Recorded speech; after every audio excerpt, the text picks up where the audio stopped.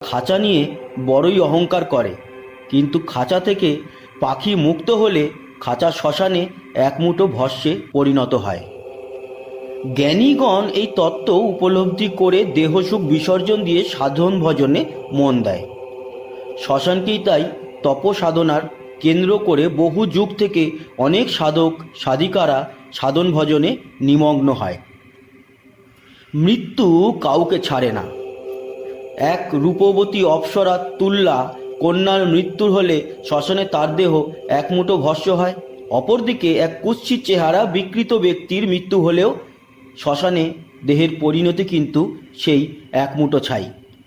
মৃত্যুর কাছে কোনো ভেদাভেদ নেই। ধনী গরিব নির্ধন কাঙাল সকলের মৃত্যুর পর দেহ ভস্মেই পরিণত হয়। সাধুগণ এই তত্ত্ব জানেন। কালের করাল গ্রাস থেকে কারোর মুক্তি নেই, তাই কালের কাল মহাকালকে